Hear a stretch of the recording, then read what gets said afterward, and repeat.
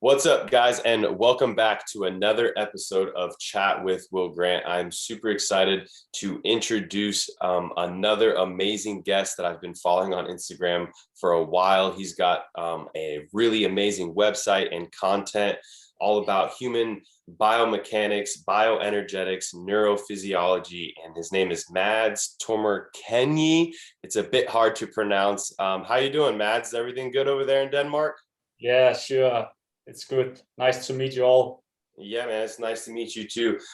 Mads is actually a founder of MT Performance, which helps people master their biology. And one of his main sayings that I like so much is move intentionally and think independently. Just curious, just to start us off, what does that mean to you, Mads? That means, of course, from a biomechanical perspective, that we need to optimize our movements to move the way that we're designed to move. I think that we are far away from that in modern day society. And think independently means that we need to think for ourselves, to think outside of the box. The whole educational system and the way society is constructed is about that we are learning how to think. No, we're not learning how to think, but we're learning what to think. So I think that we're missing a huge part of this about thinking for ourselves. So, and of course, it's combining the mental aspect of life with the physical aspect of life. So, yeah. Yeah, man, I absolutely love that. And I truly appreciate all of the content that you're putting out. It's pretty cool that when I posted that I was doing a chat with you, some of the most elite athletes that I connect with and that I follow and that follow me are the ones who responded saying that they were really excited for this conversation. I know you are a coach as well. Don't you coach a few soccer players, or who are you currently coaching?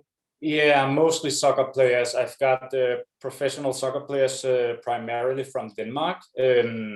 So that's the only guys that I'm coaching one-on-one now, because my time is very limited. So I'm spending a lot of time online, as you might be able to see. So yeah, it's mostly soccer players. So most of your current time is spent creating online content and online programs, correct? Or what do you usually? I would say most of my time is spent on studying. So I'm obsessed. I love that. Yeah, I'm obsessed with learning, and I feel a need that every day when I wake up, I have to learn something new. I have to go to the next step. Yeah. So that's what I use most of my time on, and hopefully I will do that for the rest of my life. And then secondly, it's my business, because I have to get a way of getting my knowledge out there. Otherwise, it's useless, So I have the business part and I have the learning part. Yeah, it's like 2 points of mastery, I'm kind of in the same boat, and I definitely, so appreciate everything that you're saying, because I feel very similar. I wake up every day and my main intention is to learn more, is to get better, so then I could, become the best version of myself, so I can teach other people and to help others. So what are you currently studying the most at the moment? Right now, I'm spending the majority of the day on writing my book. So actually, right now, I'm not studying so much. Of course, it's part of writing a book. It is studying and writing, studying, writing. But right now, it's just the book writing. So I'm not into any specific topics. Yeah, I've seen you post about your book coming out pretty recently, and I cannot wait. Neither can a bunch of my friends. We're really excited. Do you have a release date or a title for it yet? No, not at all. I was so stupid this winter to promise a date. I remember it was like the 1st of April, and I'm nowhere near finished. So I'm not going to promise any dates, but hopefully within 2021. That's the plan. But it's a new process for me, and I've never been through it before, so it's hard to say about this finishing phase what's going to happen. So I just hope that within this year. Do you have a title for it yet? Yeah, Human Mechanics. Uh, well, I'm definitely going to be one of the first people on the list to get that book. That's for sure. Appreciate it. So now that we have a pretty good idea of where you're at, I'm curious on your background. I know that you currently live in Denmark, correct? Yeah, Copenhagen. Is that where you were born and raised, or Yeah. have you always been, into this kind of stuff, or where did you come from, and where are you going? I've always been into the nature part, to the movement part my whole life. I've been active, fooling around in nature, all that stuff. So it was pretty natural for me when I became older that I had to educate myself within that business of some kinds. But I'm born and raised in a non-religious family, living a regular life. Really starting in the wheel of education, getting a girlfriend, getting married, 9-to-5 job, retirement, illness, that's, that wheel I was born and raised in. So I started there, and I graduated high school, and I became a personal trainer, dietitian, all this standard part of the journey. And then, I had some bad habits. My environment was bad. I was drinking a lot, partying, bad friends, doing drugs, all that stuff. So at some point in my life, I had this mental breakdown.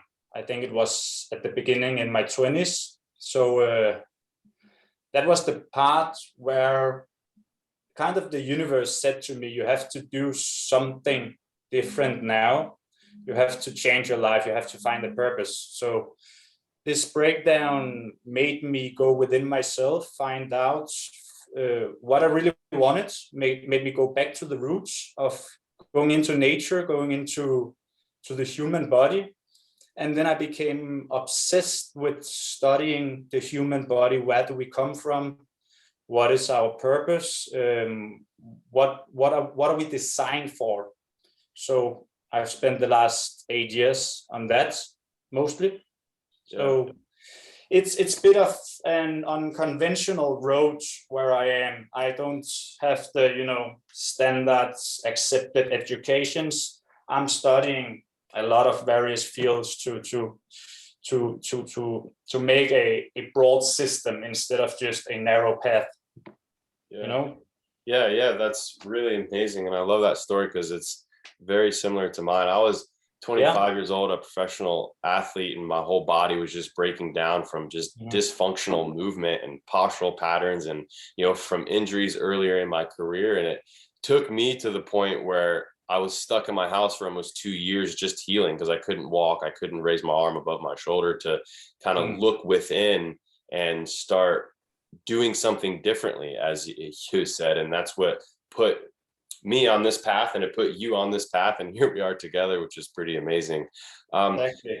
So when you get, say, a new athlete that you're working with, and they have just those standard postural patterns or standard issues that you see all the time, what are some of the first things that you do with that client, or what is some of the main things that you see that need to be corrected when you first meet with an athlete?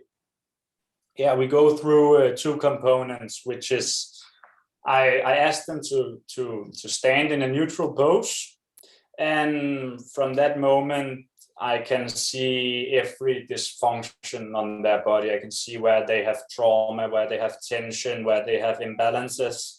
And then the other component is I have them lay down on a massage table, and then I apply pressure on their body. So I can visually see a lot of the dysfunctions, and I can sense their dysfunctions when I recognize their pain. So that's the 2 components that I use to analyze or assess their body the first time that we meet. Nice. And I want to go a little deeper into that. So when you have somebody standing, what are some signs that you check to find a dysfunction? I'm assuming it's head forward, shoulders rolled, or what are some few things to look for that, say, if just the listeners were assessing themselves, that they could do? Well, if you consider the skeleton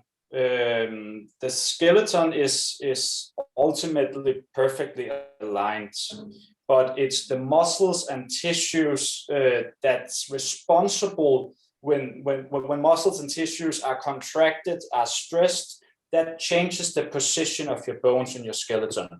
So that's what I'm looking at, imbalances in the skeleton, and that could be in the forward head posture, that can be in the shoulder range, or a collapsed rib cage, pelvis tilting, all this stuff.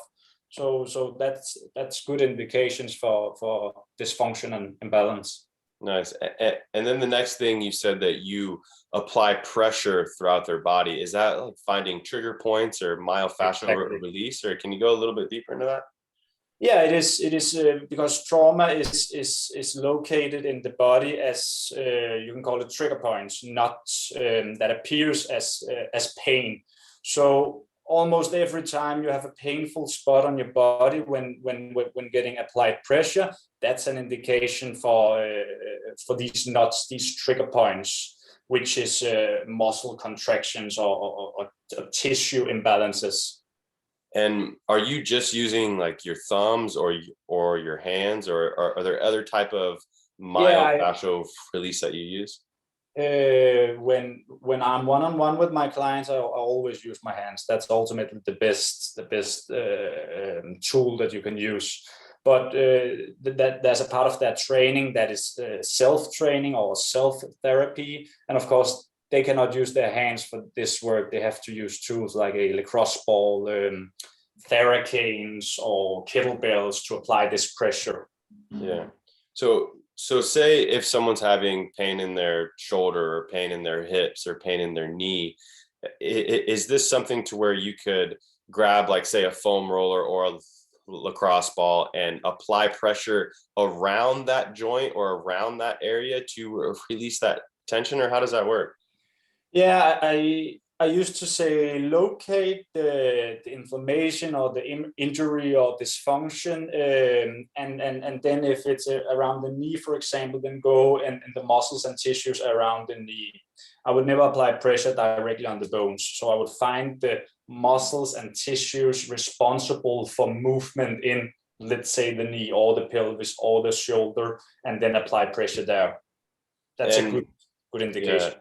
And the muscles around the joint, do they just get locked up, or is it a knot that causes the pain and the inflammation, and the pressure helps unlock it or release those knots? Or pressure helps release it, but it also helps to hydrate the fascia, which is this thin plastic layer around our body. So that's the superficial layer enclosing our body. So when we apply pressure, we pump hydration back into the fascia, which makes it glide better and apply more mobility into the area. So that's another way of doing mobility training, which I almost never do with my clients. So it's just, release the fascia, pump hydration back into it, and you'll make the tissues and joints glide better. So with the myofascial release, when you're applying that pressure and hydrating those joints in those areas, you don't really need much mobility work, or? Optimally, no. So if you're a perfect functioning human being with proper biomechanics, you don't need to do any mobility training. But for 99% of the people, that's not the case. So that then you might have to do some sort of flexibility training to regain your level of flexibility. But optimally, no mobility at all, I would say.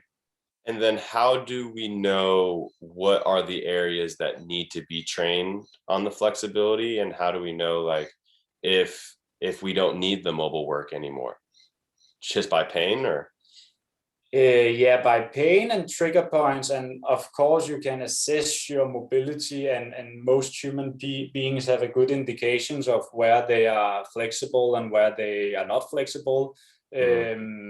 So it's hard to say exactly what level of flexibility you need to gain, but optimally you should move in broad ranges of motion. So you should be having muscle stimuli while you're stretching, while you're moving. That's the best way to do mobility training, if you ask me. So you're kind of using your training and your movement work as your mobility work. That's mobility, well. Yes, exactly. And then the mobility and the pressure myofascial release is just to correct trauma or correct the dysfunction, and then you get a clear base to then move forward. Optimally, we shouldn't do myofascial releases or apply pressure or remove trauma. But once again, like the mobility training, we are at a part in our evolution where we have to do these things. We have to go to a psychotherapist. We have to visit the doctor because we are so screwed, you know. Our bodies are so tense and stressed, and we are so depressed. So we have to go through these phases. But optimally, we shouldn't, obviously. But yeah, that's in your perspective, you know, because 99% of people are stiff and tight and, you know, have these issues. Why is that way? You know, because I know that our bodies aren't designed to be in pain. You know, our bodies are designed to move well and to think well. In your perspective, why are we so out of a line? It's because we're traumatized, both physically and psychologically. That's pretty much it. We're not moving the way we're designed to move, and obviously we have work situations, positions that are damaging our biomechanics. That's the obvious part. But like, what type of work or positions are damaging our biomechanics? You can say the standard where you sit down like this for 8 hours, stress coming in through your eyes to your brain, and that's really locking you more up in the position that you are in. When you're getting a stress signaling while you're tense in this position, then you will lock yourself more up. Driving car for many hours a day is also an example of this.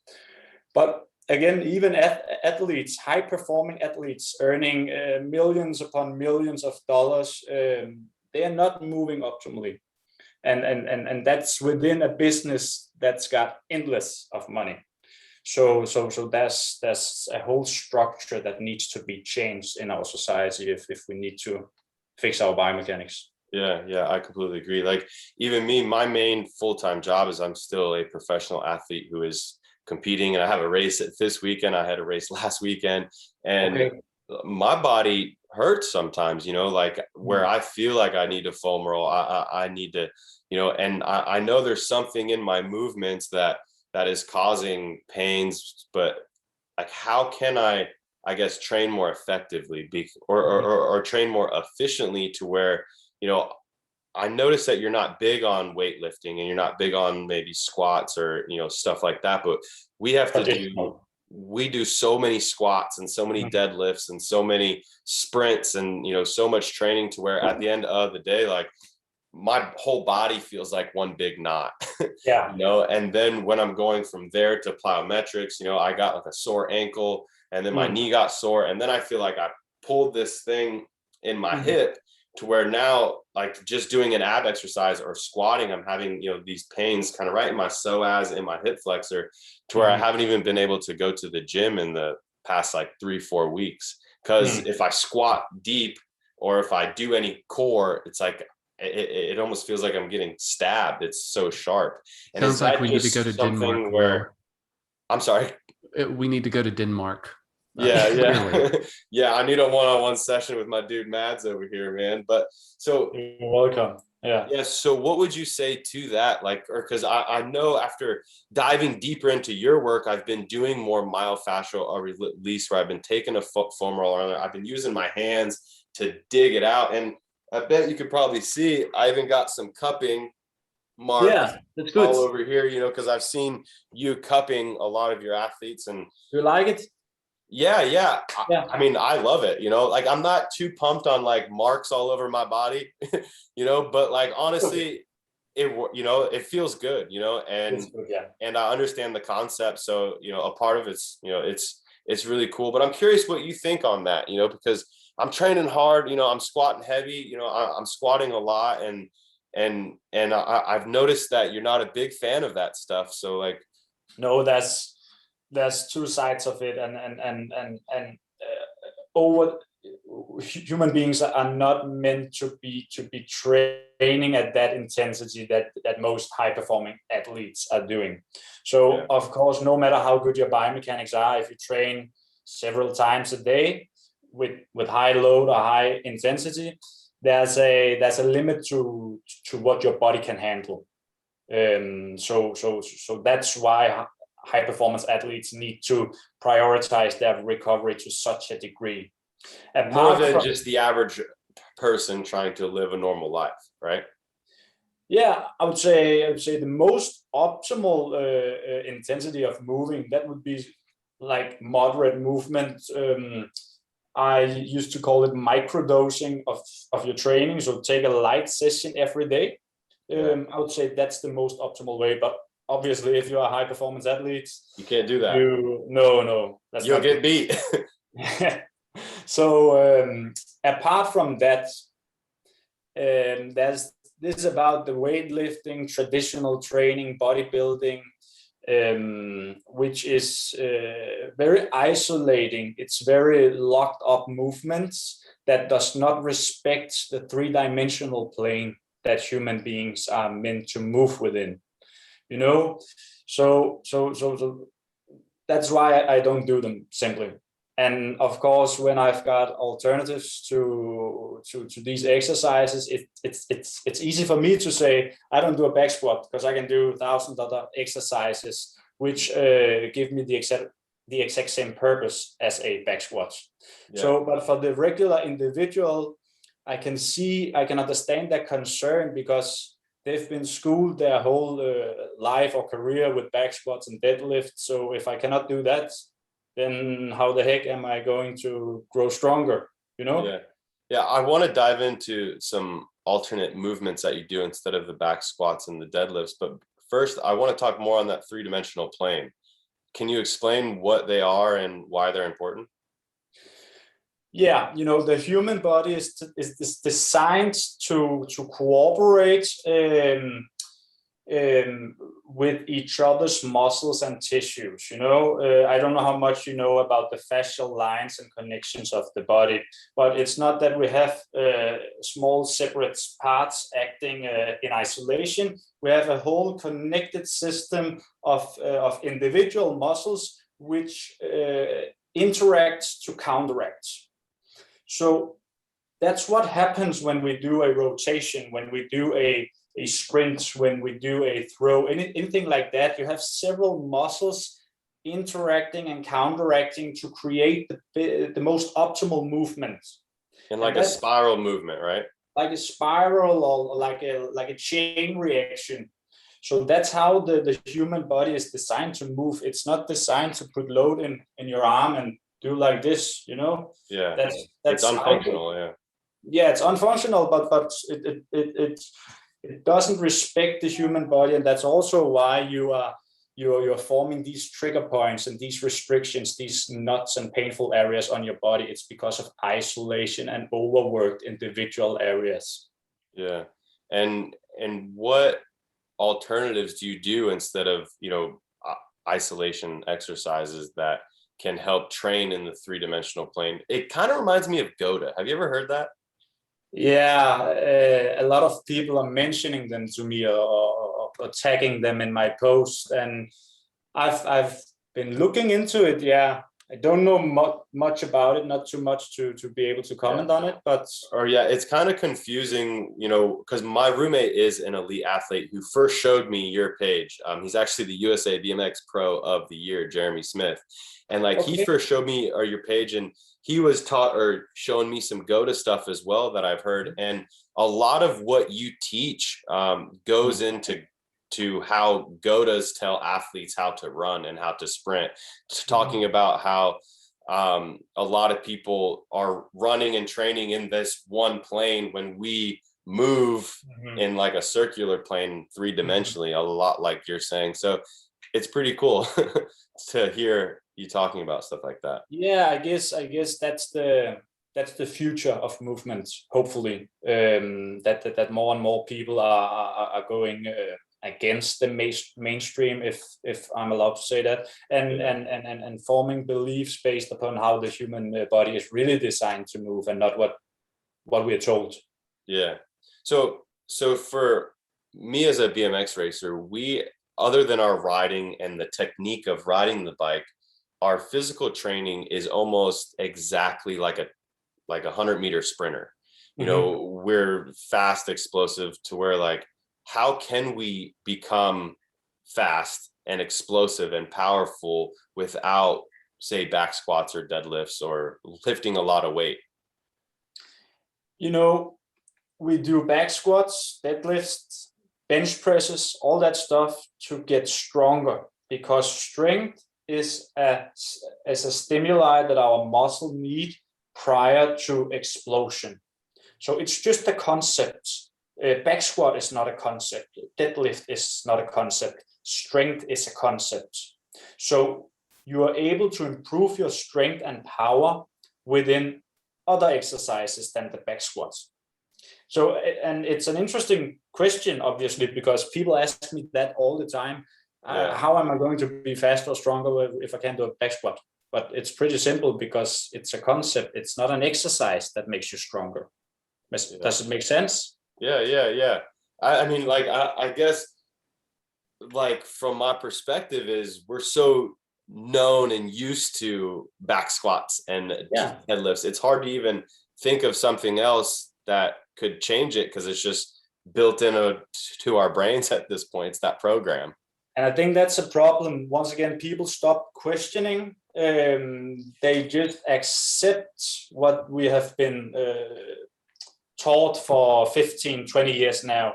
But obviously we are getting smarter, and we are improving our knowledge all the time. So at one point, some old knowledge got to go, and we got to improve and move our way forward. So what kind of things are you doing with your athletes to improve their speed and explosiveness? Their sprint, I guess. Sorry? What kind of things are you doing with your athletes to improve their sprint of, their speed and explosiveness? We're doing a lot of plyometric work, the traditional, the jump box variation, medicine ball throws, sprints and lateral jumps and all that, because that's natural human movement. That's movement within the three-dimensional plane, where you're not limited to use your body in all ranges. And of course, prior to that, we need to build up this base of strength, so that their muscles and joints are capable of exploding to the best of their capability. And then with your regular strength stuff, we don't do a back squat. Obviously, we don't do the traditional deadlifts, but variations that are similar to those, but without the heavy weight on top of your spine, and with more movement and with more muscle stimuli throughout the body. Yeah, I've seen you do a lot of stuff that, to me, kind of look like isometric, but just really slow movements under a lot of tension. Correct? Yeah.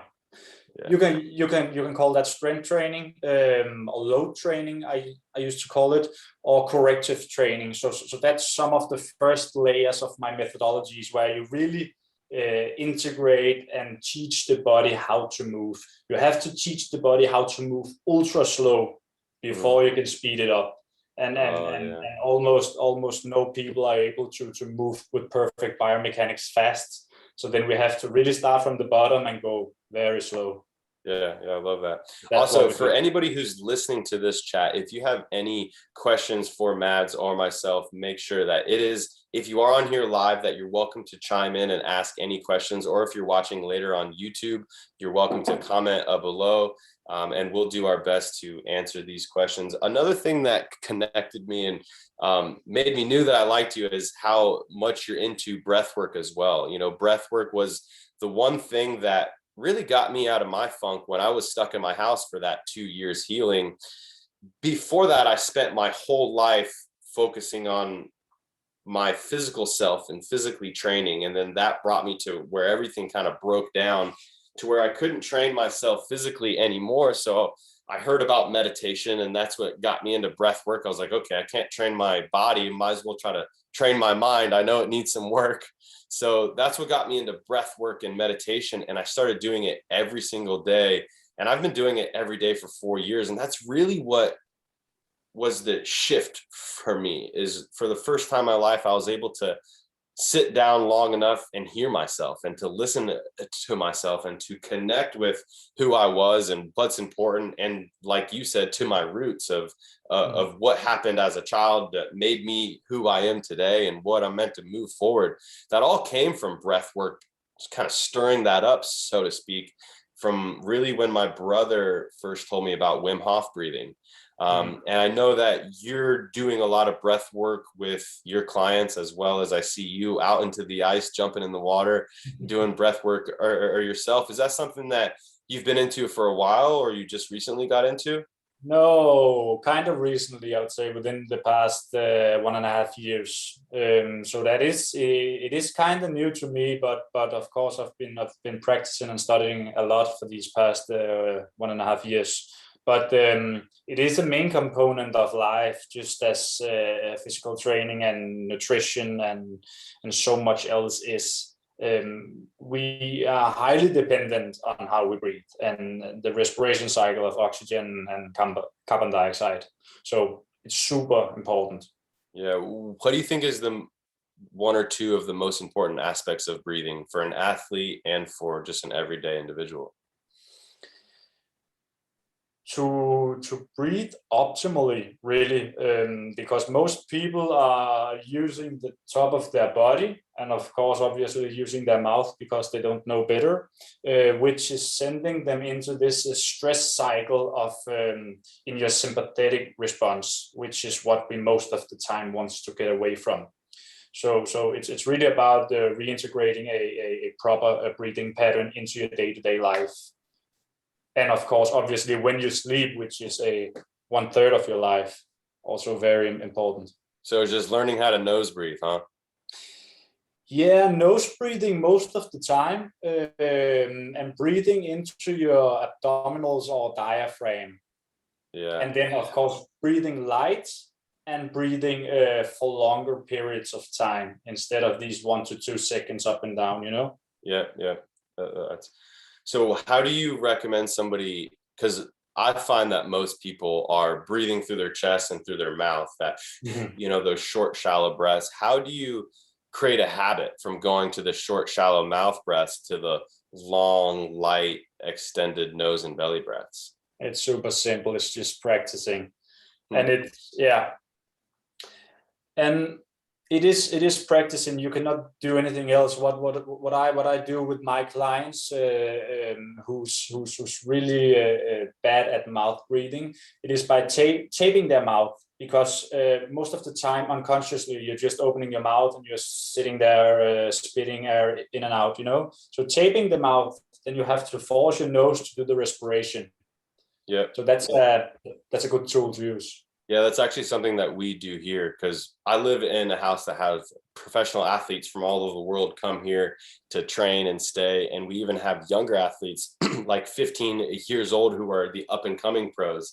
And one thing that we're on each other all is mouth breathing, to where we take it to the next step, to where we'll even tape our mouth shut when we go to sleep, and even through some recovery rides or stretching and stuff like that. And it makes a big difference. I honestly felt like when I first started learning everything about the nose breathing, it took 1 or 2 weeks until I went from feeling like I could barely breathe through my nose to my nose was just opening up drastically. It's a good feeling.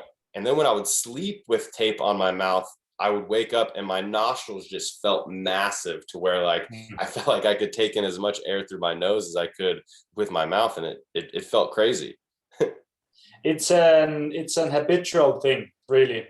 Yeah. To most for people. Sure. And it does truly make a big difference on just keeping your body calm, relaxed, present, so your body can recover and replenish itself, as opposed to when you're mouth breathing, you're telling your whole body to stress out. to where it's not going to be able to heal and recover, which, especially if you're an athlete, is extremely, extremely important. So I'm really interested in your corrective exercises, like your corrective exercises to start activating your muscles properly as opposed to dysfunctionally. And I noticed that you use a lot of bands. And I noticed that you have your own bands actually. Why are bands so great? I found these concepts, which are broadly used a couple of years ago, where people wrapped up their bodies in bands or wrapped their pelvis up and attached it to a pole or something, which forced the bones out of position. So you'd actually have to engage the correct muscles to get it aligned. And I thought that was brilliant, actually. Yeah. Super brilliant. So I started using these rubber bands, and obviously I'm not wearing much clothes when I work out, and it was not too comfortable for the skin. So I chose to design my own and produce them in cotton, which was friendly to the skin. And started experimenting and found a lot of new ways to like push the joint or the bone into the position that we already want to get away from. So if you have rounded shoulders, I would push the joint into an extreme position of the rounded shoulder. So in order to get away from that dysfunctional pattern that you want to get away from, you'd have to engage and activate the exact muscles that are weak and prolonged. So over time, you are engaging the correct muscles. Yeah. It's kind of like I've seen a lot of athletes, as well as I've used a lot, and I see a lot of hot girls at the gym. They always put the bands around their knees to help activate their glutes. That's stupid. Huh? That's stupid. Oh, so it's not the same concept, because I would think to put a band around your knee, it pushes your knees inward, and that makes your glutes bring it outward. Yeah. That's kind of a simplistic version. But that is to create tension on the glutes, to strengthen the glutes. That's not from a perspective of posture. And once again, if you're engaging the glutes in this position only, how much functionality would you find? There's not much of these connecting movements that we talked about earlier. Yeah. Do you have one of those bands close to you right now? I'd love to see one if you have one. Got him here. Yeah, that's sweet. You want me to unpack it? So it's kind of like this elastic cotton, Yeah. Very comfortable to the skin, and that's important when you're training without clothes, when you want to check up on your posture when you work out. Yeah, my roommate, who I told you, who showed me your page, showed how you wrapped it literally around your whole body some way, and we did it one night just in my living room, and it's crazy because it does make it pushes your body like this, and then it forces you to activate those muscles, and then when you take it off, it genuinely feels like your posture is just so much better, and you're sitting upright, and it's cool to even see the athletes that you work with on their before and after pictures, how their bodies do seem so compressed in, and then it opens it all up, and it just looks like they're able to breathe better, they're able to move better, and they're able to just get so much more function out of their body. And that's the thing. That's why people, they are shocked when they come to me and I wrap them in some bands and I put a 3-kilo dumbbell in each of their hands, and they can do like 3 reps, and then they are more tired than when they squat 150 kilos. It's really hard. Yeah. So as an athlete, what do you think is the most important thing to just improve their biology? Like what is the first biggest step for an athlete? Yeah, I don't know what's more important of the biomechanics, the physical part and the mental part, because in the field of soccer, which I'm occupied in, the mentality, the discipline, just the psychological level is very poor. So within this field, I would say, first of all, fix your brains before you fix your bodies. But obviously that's also because there's so much money in the business. I don't know if it's the same across other sports. Yeah, and that's something that we didn't touch into too much. How do you fix your brain? How do you fix your brain? Yeah, that's the thing. That's the thing. I think that most of it comes down to our traumas, our limited beliefs, our doubts, our way of viewing the world, because how we view the world is how we view ourselves. And how we view ourselves is creating our perspective of life. Yeah. So what I've personally noticed is when I started to become more aware of myself and my environment through the breath work, is what I see in my environment, my perspective tends to completely mirror what's going on inside. And what's going on inside tends to completely mirror my environment. So like if I seen something in somebody else that I had a problem with, it was just a mirror of something I had going on, that's just what I was seeing in him or her, as opposed to that person has an issue and not my own thing, as opposed, and that shift of change of me noticing that and becoming aware of like, oh wow, every problem I see in my environment is just mirroring something I got to work on myself.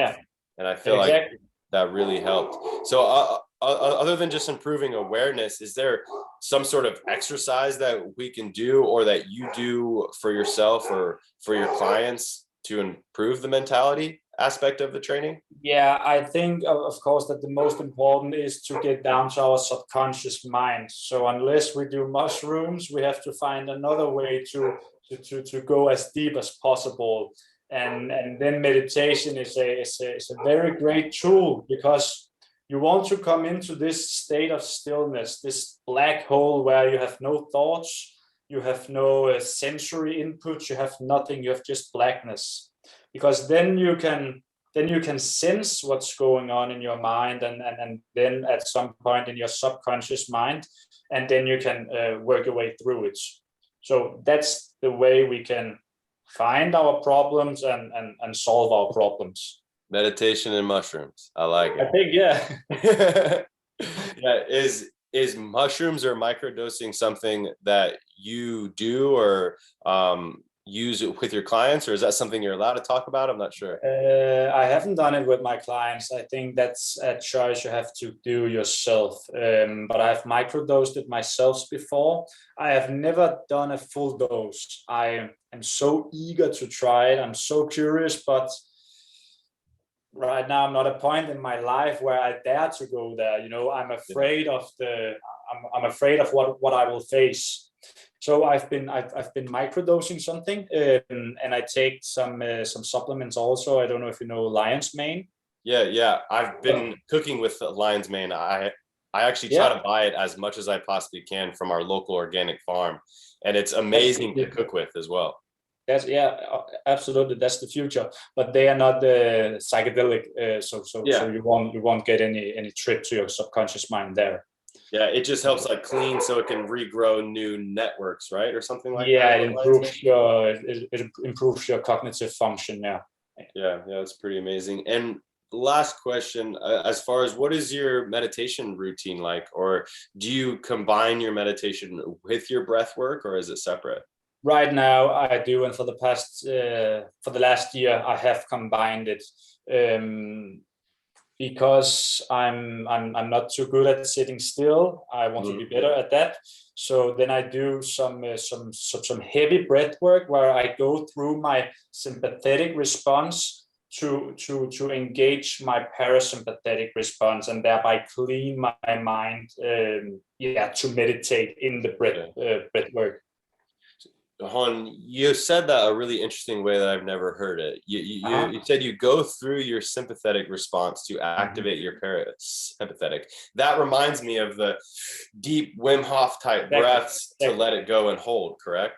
That's what you call Tumu meditation. That's where Wim Hof probably got his practice from. So in order to activate your state of calmness, you have to go through the response of stress first. So that's a way of I did not know that. That's a way of preparing you for stressful situations, because you teach your body how to reach calmness after you have went through stress. Wow. I feel like this whole conversation, like that's what I needed to hear. Like that was, I learned so much through this just under an hour that we talked. And man, I really appreciate you jumping in and joining me and Edwin on this conversation. I'm sure my whole audience thanks you as well. And dude, you are rad, man. I love everything that you're doing. I love everything that you're teaching. Anyone who's listening to this, definitely go check out his Instagram at MT Performance. Go to his website, get his program, buy his book, check this dude out because he is the real deal. And I think he's a lot of the future of training, mentally and physically. So thanks again, man. I really appreciate everything. And I hope to connect with you some more and talk some more soon. Absolutely. We will. Thank you. All right. Thank you so much, Mads. Sure. All right. Bye. Bye.